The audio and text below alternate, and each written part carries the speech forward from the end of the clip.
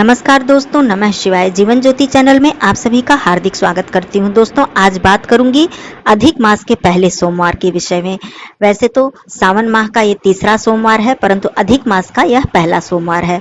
दोस्तों, ऐसी मान्यता है कि साधारण दिनों में जो भी हम पूजा पाठ, जप तप, व्रत उपवास करते हैं, उसकी तुलना में अधिक मास में जो भी हम व्रत उपवास या जप तप करते हैं, हमें कई गुना अधिक फल प्राप्त होता है, कई गुना अधिक पुण्य इसका प्राप्त होता है अधिक मास में किए गए किसी भी धर्म कार्य का। तो आज बात करूंगी कि अधिक मास के सोमवार में कौन कौन से ऐसे आवश्यक कार्य हैं जो आपको निश्चित ही कर लेना है। और दूसरी बात कि क्या आपको जो सावन का सोमवार जो भी भक्तजन भाई बहन रह रहे हैं, उन्हें अधिक मास का सोमवार रहना भी आवश्यक है या नहीं आवश्यक है। और जो भी भाई बहन 16 सोमवार का व्रत रख रहे हैं, उनके सोमवार में ये अधिक मास का सोमवार गिना जाएगा या नहीं गिना जाएगा, उसकी गिनती होगी या नहीं होगी। इन सारी बातों का जो भ्रम है वो भी आप लोगों का दूर होगा। और कौन कौन से ऐसे कार्य हैं जो अधिक मास के सोमवार के दिन आप लोगों को अवश्य ही कर लेने हैं। जैसे कि मैंने बताया कि इसका पुण्य फल आपको कई गुना अधिक बढ़कर मिलता है इस समय किए गए धर्म कार्य का। तो आइए सारी बातें जानते हैं और आप लोगों को क्या क्या कर लेना है। दूसरी बात, अधिक मास का सोमवार आप लोगों को रखना है या नहीं रखना है। सारी बातों की जानकारी के लिए आप लोग वीडियो में अंत तक बने रहिएगा। चैनल पे पहली बार हैं तो चैनल को सब्सक्राइब कर लीजिएगा। वीडियो पसंद आता है तो इसे लाइक जरूर किया कीजिए। दोस्तों, कमेंट बॉक्स में नमः शिवाय अवश्य लिखिएगा। सबसे पहली बात तो मैं बता दूं कि जो भी भाई बहन 16 सोमवार का व्रत रख रहे हैं, उनके 16 सोमवार में इस अधिक मास के सोमवार की भी गिनती की जाएगी। क्योंकि 16 सोमवार का जो व्रत होता है वो पहले सोमवार से लेकर 16 तक बीच में एक भी सोमवार खंडित नहीं किया जाता है, किसी भी स्थिति में खंडित नहीं किया जा सकता है। वैसे आप किसी भी सोमवार का, जैसे मन्नत मान के लोग रहते हैं कि मैं 5 सोमवार रहूंगा या रहूंगी, या फिर मैं इतने सोमवार का व्रत रखूंगी, तो जो मन्नत मान के सोमवार का व्रत रखा जाता है उसमें आप किसी परिस्थिति में बीच में एक सोमवार छोड़कर भी आप अपने पूरे सोमवार जितने भी आपने मन्नत माने हैं उसको पूरा कर सकते हैं। लेकिन 16 सोमवार व्रत में जो भी हम लोगों का नियम है, जो मान्यता है कि इसमें बीच में आप कोई भी सोमवार खंडित नहीं कर सकते। और वैसे भी अधिक मास का सोमवार बहुत ही उत्तम है, क्योंकि सावन में ये अधिक मास पड़ रहा है तो इसका महत्व और भी ज्यादा बढ़ गया है। तो आप लोग बिल्कुल बिना किसी संदेह के, बिना किसी भ्रम के 16 सोमवार पूरी तरह से आप लोग पूरा कीजिए। बीच में कोई भी सोमवार आप लोगों को छोड़ना नहीं है। दूसरी बात, आइए बात कर लेते हैं कि सावन का सोमवार जो भी भाई बहन रख रहे हैं, उन्हें अधिक मास का सोमवार रखना है या नहीं रखना है। तो देखिए, इस बार जो सावन में अधिक मास पड़ रहा है, अर्थात सावन 2 महीने का पड़ रहा है, तो यह भी सावन माह ही है।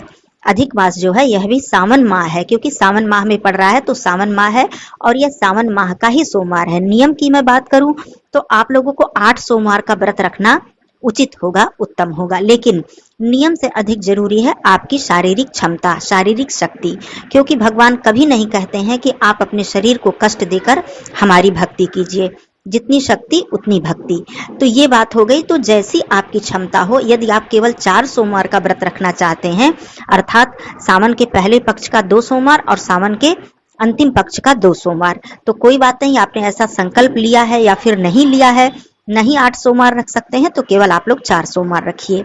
आपकी शक्ति है तो आप लोग 8 सोमवार रखिए। और दूसरी बात मैं ये भी बता दूं कि मान लीजिए कि आपको कोई शारीरिक दिक्कत है, तो आप लोग दिन भर मीठा फलाहार करके संध्या पूजन के बाद, प्रदोष काल के पूजन के बाद एक मीठा अनाज आप लोग खा सकते हैं। दूध रोटी है या फिर किसी मीठी वस्तु से पराठा या रोटी या पूड़ी बनाकर आप लोग खा सकते हैं, एक अनाज, वो भी मीठा अनाज। क्योंकि सावन का जो सोमवार का व्रत होता है या साप्ताहिक जो भी व्रत होता है, मंगलवार, बृहस्पतिवार, रविवार, इन सब व्रत में नमक का सेवन नहीं किया जाता है, निषेध होता है। तो ये नियम है। बाकी अपनी शारीरिक क्षमता है और अपना अपना नियम है, ये भी आप लोग देख लीजिएगा। लेकिन नमक का सेवन नहीं किया जाता है। तो आप लोग इस तरह से एक अनाज, मतलब संध्या के समय भोजन करके भी व्रत रख सकते हैं, इसमें कोई दिक्कत नहीं है।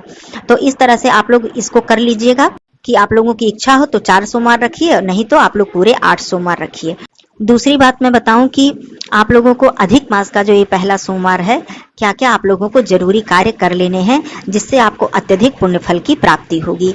पहला सोमवार या फिर आगे जो आने वाले अधिक मास के सोमवार हैं, या फिर अधिक मास में प्रत्येक दिन भी आप ये कार्य कर सकते हैं, लेकिन सोमवार का जो दिन है ये बहुत ही खास होता है।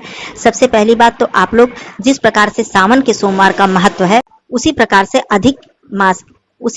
अधिक मास के सोमवार का भी विशेष महत्व है। तो आप लोग सबसे पहले ब्रह्म मुहूर्त में उठिएगा।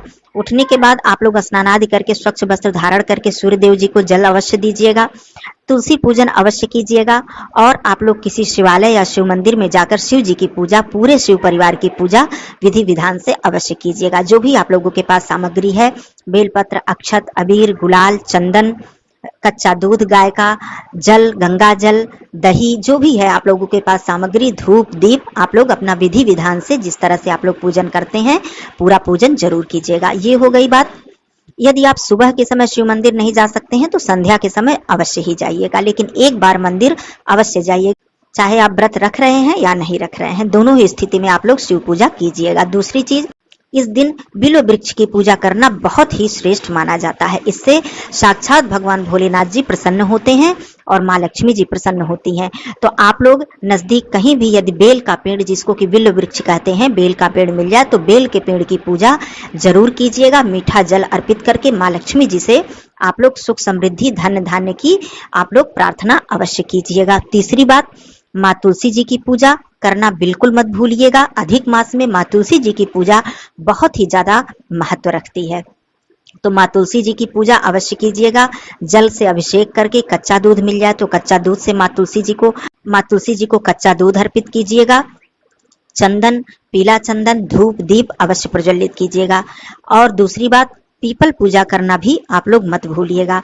पूरे अधिक मास में पीपल पूजा का विधान जो है ये बहुत ही अधिक पुण्य फल प्रदान करता है आपको, और पीपल में सभी देवी देवताओं का वास होता है। मान्यता है कि पीपल पूजा कर लेने से आप समझ लीजिए कि आपने सभी देवी देवताओं की पूजा कर ली है, तो आप लोग पीपल पूजा अवश्य कीजिएगा। दूसरी चीज, आप लोग इस दिन मान लीजिए कि शिवालय नहीं जा पाते हैं तो अपने घर के मंदिर में तो पूजा प्रतिदिन करते हैं।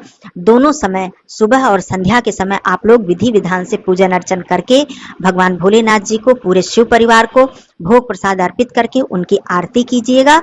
और संध्या के समय भी आप लोगों को यही कार्य करना है। धूप, दीप, आरती, भोग प्रसाद इत्यादि अवश्य अर्पित कीजिएगा। इसमें आवश्यक नहीं है कि आप लोग व्रत रख रहे हैं तभी आप लोगों को करना है, ऐसा नहीं है। व्रत नहीं रख रहे हैं तब भी संध्या के समय स्नान आदि करके संध्या पूजन आप लोग अवश्य कर लीजिएगा। मान लीजिए जिन भी भाई बहन की ऐसी स्थिति है कि वो शिवालय में नहीं जा सकते हैं, या नजदीक नहीं है, या फिर कोई शारीरिक दिक्कत है, तो आप लोग घर पे भी आप लोग विधि विधान से पूजा कर सकते हैं। और जैसे कि मैंने बताया, पीपल पूजा, बिल्व वृक्ष की पूजा, तुलसी जी की पूजा, तो ये सारी पूजा भी आप लोग यदि नहीं जा पा रहे हैं या वृक्ष आप लोगों के घर के नजदीक नहीं है, माँ तुलसी जी का पौधा तो सभी के घर में होता है, आप लोग कर सकते हैं।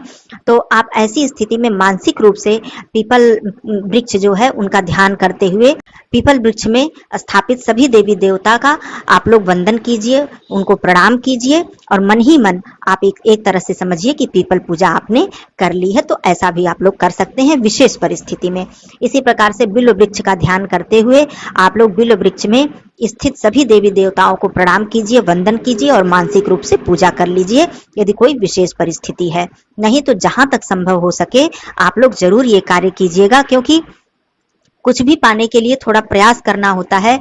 भगवान का आशीर्वाद हमें इतनी आसानी से, इतनी शीघ्रता से नहीं मिल जाता है दोस्तों, क्योंकि हम सभी लोग जाने अनजाने न जाने कितने पाप कर्म किए होते हैं, चाहे इस जन्म में चाहे उस जन्म में। तो हमारा जो ये धर्म कर्म है, हमारी जो ये पूजा पाठ है, इसी से हमारे थोड़े पाप कर्म जो है वो माफ होते हैं, या फिर उसमें कमी आती है, या फिर भगवान हमको आशीर्वाद देते हैं तो हमारे जो पाप हैं वो कैसे क्षमा होंगे, कैसे उनकी माफी मिलेगी? इन्हीं सब कर्मों के द्वारा मिलेगी, जब हम धर्म कार्य में अपने आप को लिप्त रखेंगे। तो करना तो कुछ जरूर पड़ेगा, प्रयास तो जरूर करना पड़ेगा। ऐसे ही बैठे बिठाए हमारी समस्या का या हमारी परेशानियों का समाधान नहीं हो पाता है। मान लीजिए हमें कुछ भी नहीं भगवान से चाहिए, तो कम से कम हमें मानसिक शांति चाहिए। भगवान आगे हमारे जीवन में सब कुछ अच्छा करें, हमारे परिवार का कल्याण करें, इतना तो हम उनसे मांगते ही हैं। और भगवान ने जो कुछ भी हमें दिया है उसके लिए हम भगवान का आभार व्यक्त करते हैं। तो आप लोग अधिक मास के सोमवार के दिन ये सारे कार्य करना बिल्कुल मत भूलिएगा और पूरी तरह से भक्ति भाव से भगवान का आशीर्वाद प्राप्त कीजिएगा। आशा करती हूँ कि सारी बातें क्लियर हो गई होंगी। फिर भी कोई प्रश्न रह जाता है तो आप लोग कमेंट बॉक्स में पूछ सकते हैं। फिर मिलती हूँ ऐसे उपयोगी वीडियो के साथ। तब तक के लिए धन्यवाद दोस्तों। नमः शिवाय।